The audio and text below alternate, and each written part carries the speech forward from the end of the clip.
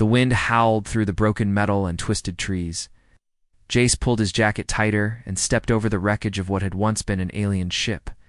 The crash looked old, at least a few years, but strange noises still came from the jungle around it. He had come alone, exploring this forgotten corner of the planet Virelnine. He was searching for rare tech, maybe some scrap to sell. But what he found instead was a sound. Faint, weak, a soft whimper. He stopped. His heart beat a little faster. Whimpers meant life. Jace moved slowly, carefully lifting a heavy piece of broken hull. Dust flew up, and there curled in a corner was a tiny creature. It was no bigger than a puppy. Its fur was matted and dirty. Its ribs showed through its thin skin. Its wide yellow eyes stared up at him, full of fear, hunger. He crouched down and didn't move. The cub didn't run. It just stared at him. Breathing fast, trembling, Jace whispered, "Easy, little one. I'm not here to hurt you." It sniffed the air. He opened his bag slowly, pulling out a protein bar. He broke it in half and gently placed it on the ground. The cub hesitated, then crawled forward, sniffed, and then quickly snatched the food. It chewed hungrily, licking every bit. Jace smiled. "You really were starving, huh?" The cub didn't answer, of course, but when it finished, it sat there just watching him.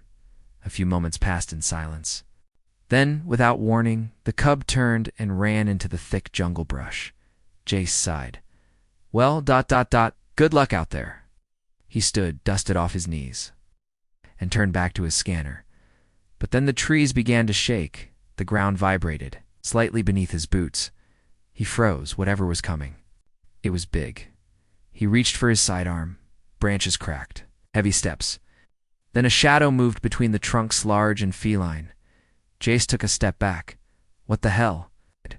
And then she appeared, towering at least 7 feet tall. The creature stepped into view. She walked on 2 legs, but her body was powerful and sleek, covered in dark striped fur that gleamed in the sunlight. Her hips swayed with grace. Her claws tapped softly against the soil. Her golden eyes burned like fire. Jace couldn't move. The alien woman stared at him, her gaze locked onto his. Then she sniffed the air, and she growled low and deep. The cub reappeared behind her, peeking from the bushes. She looked at the cub, then back at Jace. "You fed my child," she said. Her voice was deep, feminine, sharp like a blade wrapped in silk. Jace swallowed hard. "I didn't know it was yours. It was just hungry." She stepped closer. "It is mine, blood of my blood." He kept his hand near his weapon but didn't raise it. "I didn't mean harm." She stopped just a few feet away from him. Her nose twitched. Her eyes flicked over his body, from his face to his chest. To his legs she tilted her head. "You smell strange. Not like the others, not like prey." Jace didn't know what to say. She circled him slowly, her tail brushing against his side. Then she whispered, "You fed my child. That means I owe." Jace blinked. "You don't owe me anything. I was just helping." She stepped in front of him, close enough to feel her breath. "Not by your law," she said softly, "but by mine." Her claws gently brushed his arm. "Feeding the cub is an honor. It is a call, a bond. I must repay it." Jace's heart raced. "Repay it how?" The alien smiled, revealing sharp but perfect teeth. She purred. "You'll see human tonight." With that, she turned and vanished into the jungle shadows, the cub following close behind. Jace stood frozen, stunned and confused. What had he just gotten himself into? He looked at the crushed ration pack near his feet and chuckled nervously. "Note to self," he muttered. "Don't feed mysterious alien cubs in the wild." But deep down he knew this was only the beginning. Something had awakened in that jungle. It was coming for him. Jace stayed alert for hours after the strange encounter. Kept his rifle close, ears sharp, eyes watching the jungle around him. But the feline woman and her cub didn't return that day. The jungle fell silent. Too silent. He set up a small camp near the crash site, just a tent, a weak fire, and his old exoheater humming beside him. He didn't sleep much.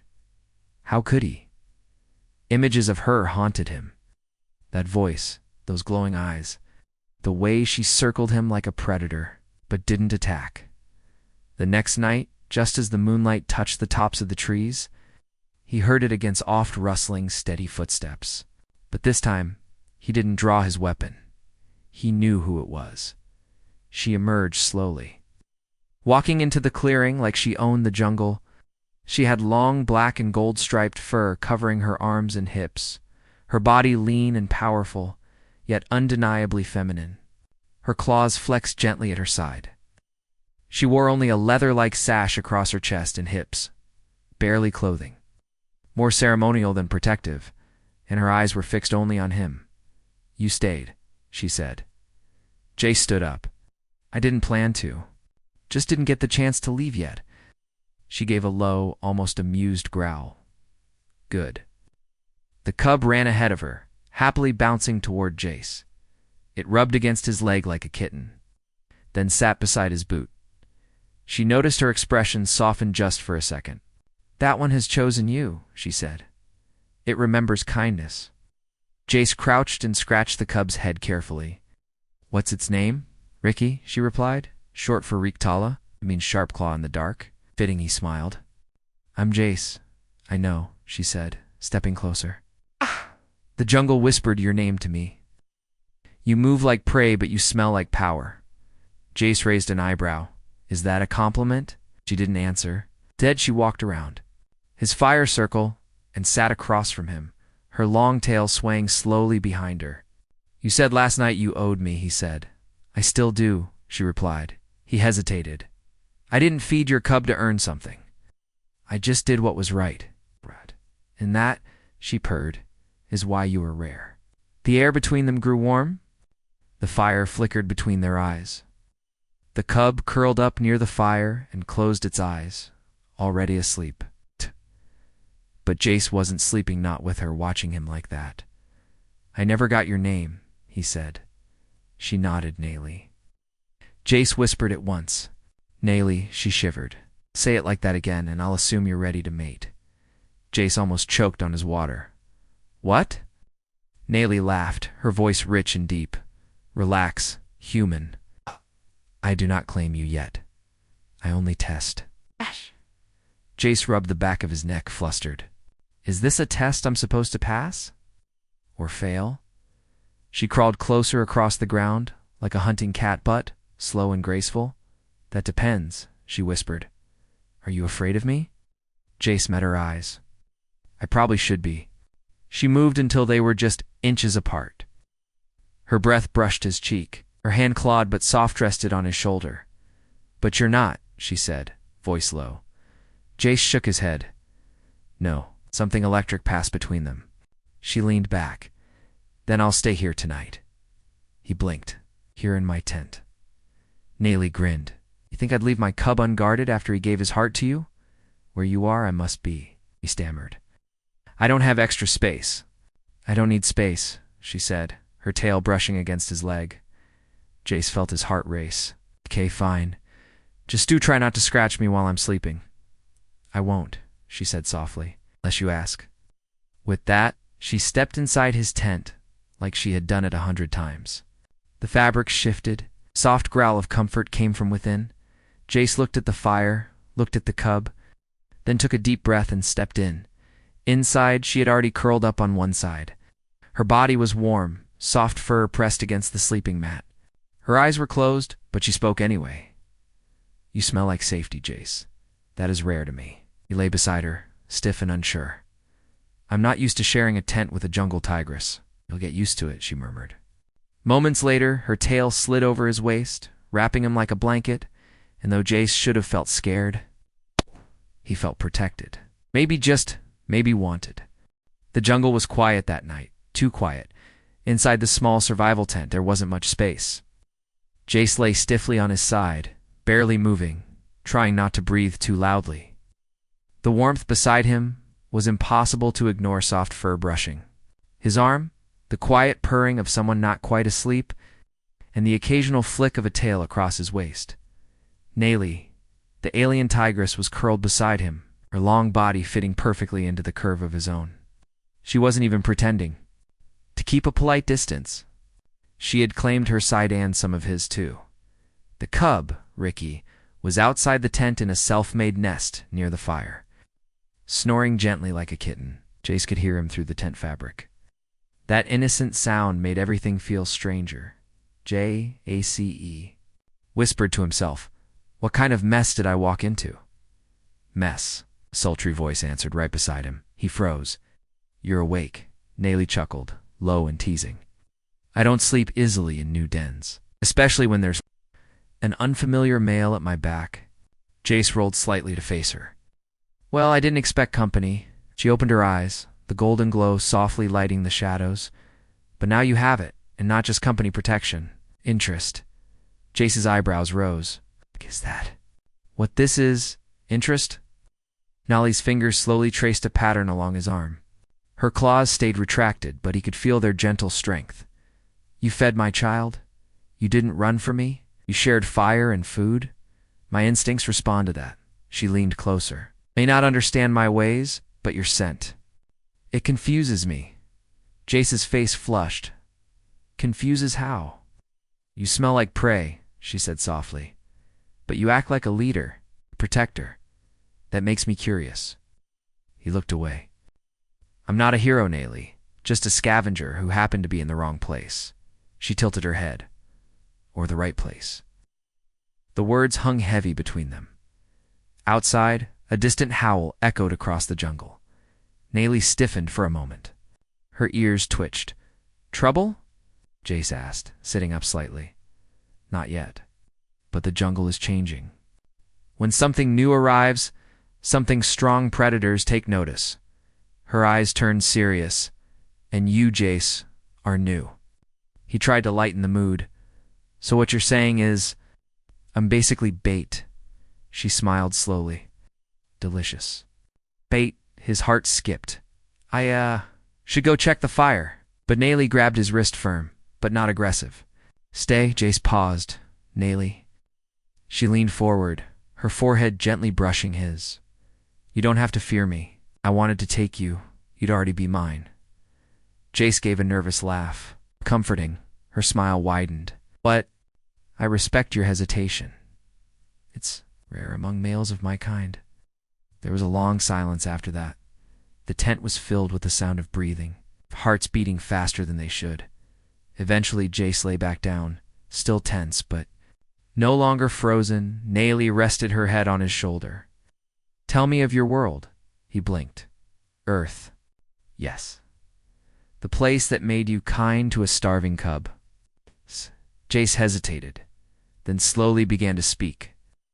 Of forests and snow, of cities that reached the sky, of music and meals and laughter under electric lights.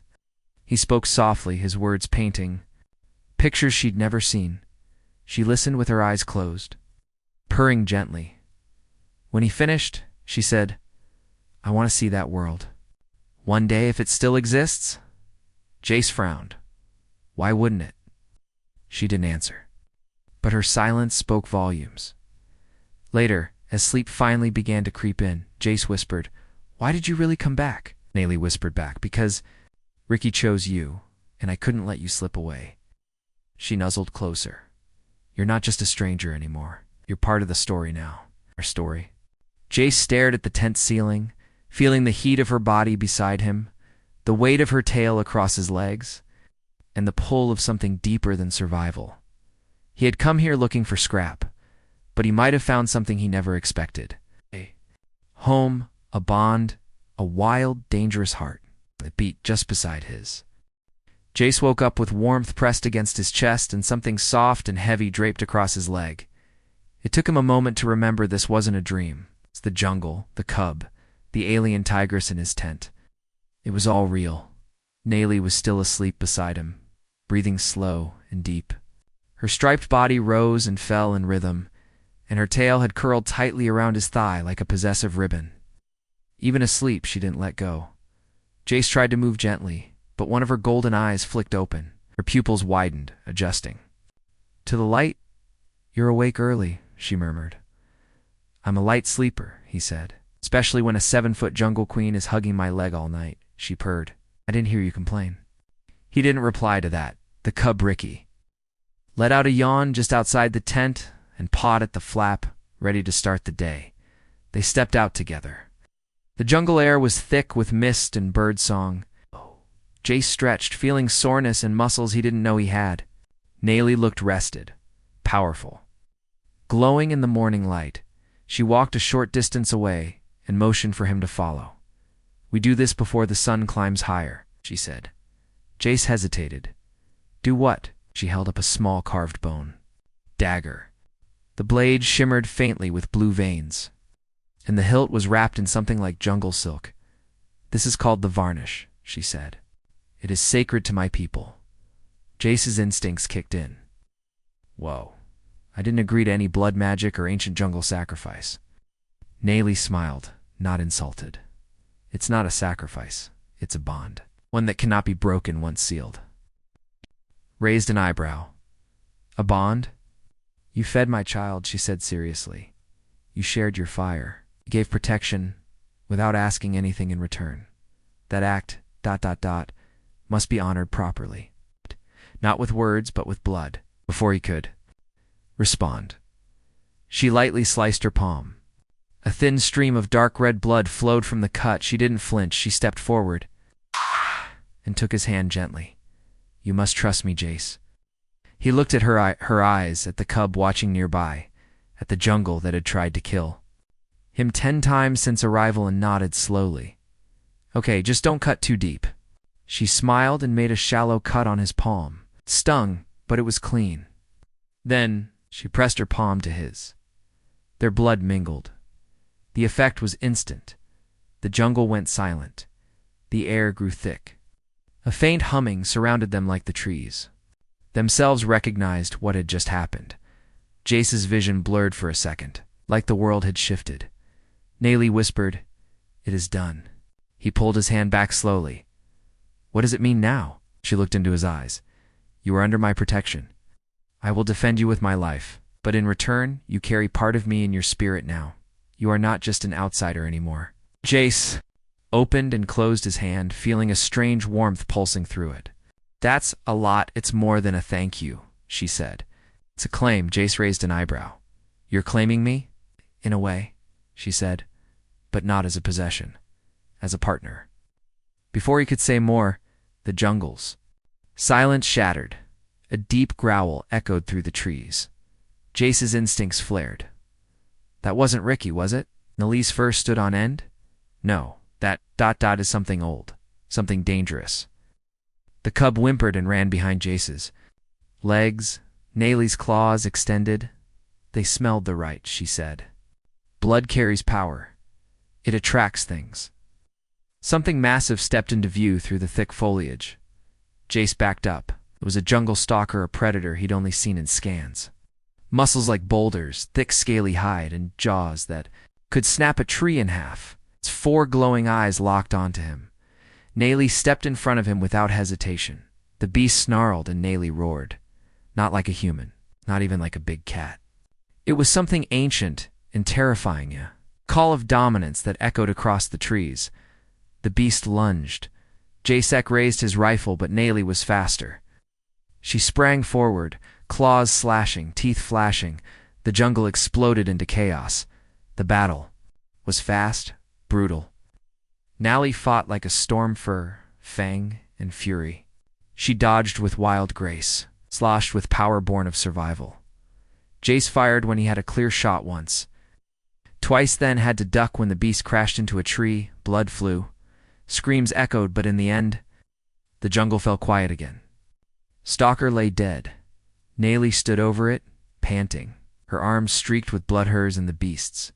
She turned to Jace. "You see now?" Jace nodded slowly, still stunned. "You protected me." She stepped close. "You are mine now, not just because of blood, but because I've chosen it." Jace didn't speak.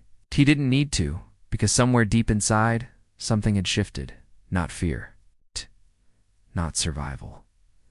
Something stronger. For the next 2 days, the jungle stayed quiet. Too quiet, Jace repaired his gear near the old crash site while Nayli hunted nearby. The cub Ricky followed him, everywhere, curious, playful, and now fiercely attached. Jace had even made the little creature a necklace from scavenged wires, which it wore proudly. But deep down, Jace couldn't relax. Something had changed after the blood rite. He felt it in the air. The trees no longer rustled the same way. The wildlife kept their distance. Even the birds sang shorter songs, and worst of all, he was being watched. Not by Naily, not by animals. By something colder. It started with small signs. Footprints in the soft dirt too uniform to be natural. Branches snapped where no large creature should be. A strange high-pitched tone sometimes echoed in the distance, almost electronic. Like a sensor ping. Naily returned from a hunt with a dead jungle deer over her shoulder. Before she even greeted him, she dropped it and growled, "We're not alone." Jace looked up. "You feel it too?" She nodded, ears twitching. Foreign movement, wrong smells, steel in the wind. Jace grabbed his pulse rifle. Poacher's Naily's eyes narrowed. Worse, hunters of meat and skin. They don't hunt for survival, they hunt for sport. Jace cursed. "You were talking about off-world poachers?" "For ships passed above last night," she said. "I saw the lights from the trees. They circled, then disappeared. Drop teams." She nodded grimly. "They'll come for me. And for Ricky." Jace looked at the cub, who was rolling around in the leaves without a care in the world. Then, "We won't let them." That night, Jace set traps. Not primitive ones, human ones. He rigged proximity mines, noise sensors, and hidden snares around the edge of the clearing. Naily helped, adding her own jungle tricks, camouflaged pits, lined with spikes. Tripwire vines coated with paralyzing sap. They worked like a team now. 2 predators. Preparing a nest for war. But they didn't have to wait long. Just after midnight. The first trap went off. A bright flash, and a scream not of pain, but surprise. Jace was already on his feet. Rifle ready. Naily melted into the shadows beside him. Completely silent. Then shapes moved through the trees, tall, figures in black. Armor, holding weapons, with blinking scopes. Their helmets were insect-like, their movements precise. Jace counted at least 6. They spread out in a half circle, scanning the jungle. A red laser appeared near the tent near. Ricky Jace didn't wait. He fired. The first poacher dropped. Instantly headshot. The rest reacted fast, but Naily was faster. She sprang from a branch above, claws extended. Her roar tore through the night. Jace used the distraction to flank them. He rolled, took cover, and fired again, hitting a shoulder. Forcing another enemy to stumble, Naily tore into one of them, ripping his chest plate open with pure strength. Her eyes glowed with rage. Another tried to grab the cub, but Ricky bit his hand and vanished into the trees with a blur of fur and teeth. Jace ducked a return shot, then tossed a flash grenade. Light exploded through the jungle. He heard someone yell in alien language, panicked, disoriented neigh. Lee took them apart, one by one. Efficient, brutal. No hesitation. Jace focused on cover fire, making sure none of them escaped. When the last poacher collapsed to the dirt, coughing up blood, Naily stood tall over the bodies. Her chest heaved. Blood dripped from her claws. She turned to Jace, eyes wild. "More will come," she said. Jace nodded. "Then we keep fighting." She stepped closer, placing her bloodied hand on his chest. "You've spilled blood for me, for my child. Now the bond is sealed in fire." "I didn't do it for a bond," he said. "I did it because you're not prey, you're people. You're mine to protect." Her lips curled into something soft, almost a smile. Then they heard it, a low hum in the sky. More ships, bigger ones. Jace looked up. "It's not over," he said. "This was just the scout team." Ellie grinned, licking the blood off her claws. "Good, I was just warming up." Jace turned toward the crash site, toward the hidden cave behind it, the last defensible position. If they want war, let's give them something they'll never forget. The tigress beside him nodded. "They came for trophies," she said. "But tonight, the jungle will feed on them." The jungle still smelled of blood. Smoke drifted lazily through the trees. rising from burnt poacher gear and shredded tents. Jace sat beside the fire, quietly sharpening his knife not because he needed to, but because his hands wouldn't stop. Shaking across from him, Nayli crouched on a rock, licking a long scratch across her forearm. Her striped fur was still damp in patches, some of it matted with blood, but none of it slowed her down. Ricky, cub, was curled up between them, fast asleep under Jace's jacket. The night sky above was clear for once. Stars shimmered above the canopy, but neither of them looked up. Their eyes were on the fire and on each other. "You were wounded," Ollie finally said, her voice lower than usual. Jace looked at the scrape on his side, a graze from a stun blade. "Live," he muttered. She tilted her head. "You fought with fury. You moved like you belonged in the wild." "I didn't feel wild," he said. "I felt angry." "Good," she replied. "Anger keeps you alive." He didn't answer. Instead, he tossed another stick into the fire and watched the sparks fly. After a long pause, Nayli broke the silence. "Again, your scent has changed." Jace blinked. "What? You smell? Deeper? Like soil after rain? Like fire after a kill?" "It's the scent of one who has claimed something and been claimed." He looked at her, unsure if she was teasing or serious. "I didn't come here to claim anything," said. "But you did," she whispered. "You claimed my trust, my cub's heart, my fight." She stood and walked slowly around the fire toward him. "I have fought beside many males," she continued, "but none stood between me and death the way you did, not even my mate before." Her hand reached out and gently brushed the edge of his jaw. Her claws were retracted, her touch soft, almost shy. Jace stared into her glowing eyes. "What are you saying?" "I'm saying," she breathed, "that the fire in my blood has chosen you." He swallowed. "And what happens if I say yes? You become mine under the stars, fully. No hiding, no pretending we're just allies." "If I say no?" She gave a sad smile. "Then I guard you until the danger passes and let you walk away." Jace's heart thudded in his chest. He looked at Ricky, still sleeping peacefully. He looked at the scars on Nayli's arms, earned in his defense. He looked at the flames dancing in her golden eyes. And he knew. "I didn't think I'd ever feel this way out here," he said. "I thought I came to this planet to take, scavenge, and leave." He stepped closer, lowering his voice. "But now I see I was brought here to find something worth staying for." Her breath caught. He reached out, took her hand gently in his. "I choose you, Nayli. Not just for tonight, for whatever comes next." A soft growl escaped her lips, not of warning, but of deep approval. Her tail wrapped around his waist. Then she pulled him close. Their lips met, not rough, not rushed. It was careful, raw, like two creatures who had survived chaos and found something unexpected in the ruins. When they pulled apart, Nayli pressed her forehead to his. "Then under the stars, by blood and fire, you are my mate." Jace didn't understand all her traditions, but in that moment, he understood everything that mattered. He sat with her beside the fire long into the night.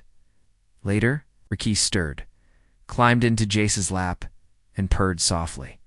3 formsmen, mother and cub, curled together in a circle of warmth beneath the stars. The forest around them had gone silent again. But this time, it felt like peace, not danger. In the distance, the sky blinked one last poacher ship, fleeing orbit fast. And scared, they wouldn't return. Because now, the jungle had protectors.